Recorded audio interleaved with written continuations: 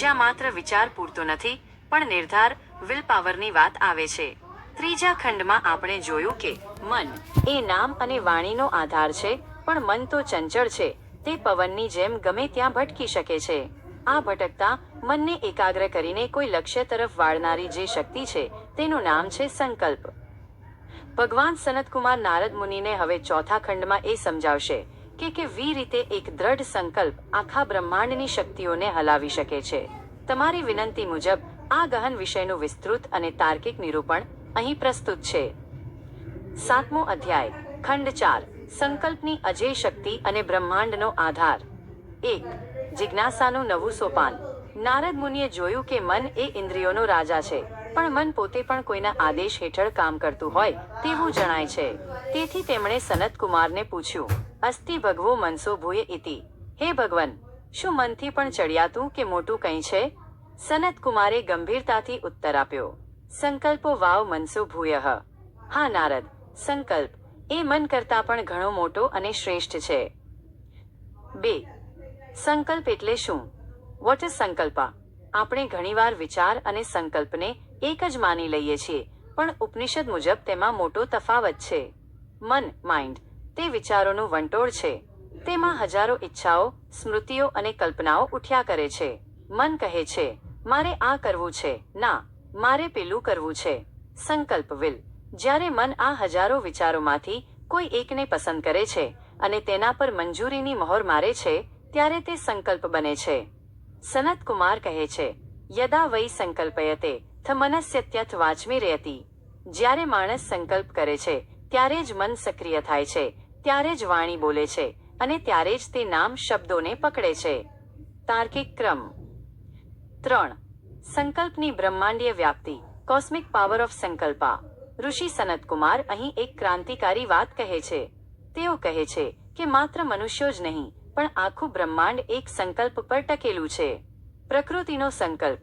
ઋષિ કહે છે કે આકાશ અને પૃથ્વી પણ જાણે સંકલ્પ કરીને બેઠા છે. પૃથ્વી સ્થિર રહેવાનો સંકલ્પ કરે છે, વાયુ વહેવાનો સંકલ્પ કરે છે અને સૂર્ય પ્રકાશ આપવાનો સંકલ્પ કરે છે. જો આ કુદરતી તત્વોનો સંકલ્પ ડગી જાય તો આખું બ્રહ્માંડ વેરવિખેર થઈ જાય.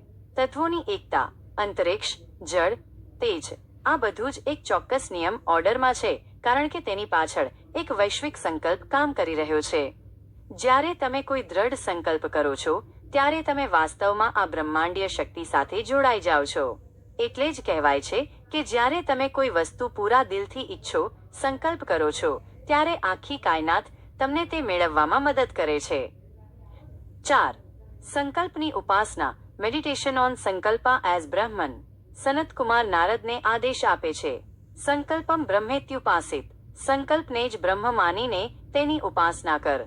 સંકલ્પ ઉપાસનાનું ફળ. જે મનુષ્ય પોતાના સંકલ્પને શુદ્ધ કરે છે અને તેને પરમાત્મા સાથે જોડે છે, તેને અદ્ભુત શક્તિ મળે છે. સયો સંકલ્પમ બ્રહ્મેત્યુપાસ્તે ક્લુપ્તાન વૈસ લોકાન્ધ્રુવાન્ધ્રુવઃ પ્રતિષ્ઠિતાન પ્રતિષ્ઠિતો. અર્થ, જે સંકલ્પની ઉપાસના કરે છે તે એવા લોકો, અવસ્થાઓને પ્રાપ્ત કરે છે જે તેના સંકલ્પ મુજબ ઘડાયેલા છે. તે સ્થિર પ્રતિષ્ઠા પામે છે. જેનો સંકલ્પ સત્ય સંકલ્પ બની જાય છે, તે જે વિચારે છે તે પદાર્થમાં રૂપાંતરિત થાય છે. ઇતિહાસમાં એવા અનેક ઋષિઓ અને મહાપુરુષો થયા છે જેમણે માત્ર એક સંકલ્પથી નદીઓના વહેણ બદલી નાખ્યા હતા અથવા અશક્યને શક્ય કરી બતાવ્યું હતું. 5. તુલનાત્મક સમજૂતી, મન વિરુદ્ધ સંકલ્પ. વિષય: મન, મનાસ, સંકલ્પ. સંકલ્પા, સ્વરૂપ: ચંચળ અને અસ્થિર, સ્થિર અને મક્કમ. કાર્ય: વિકલ્પો આપવા, ઓપ્શન્સ. નિર્ણય લેવો, ડિસિઝન. ભૂમિકા: કાચો માલ, રો મટીરિયલ, અંતિમ ઉત્પાદન, ફાઇનલ પ્રોડક્ટ.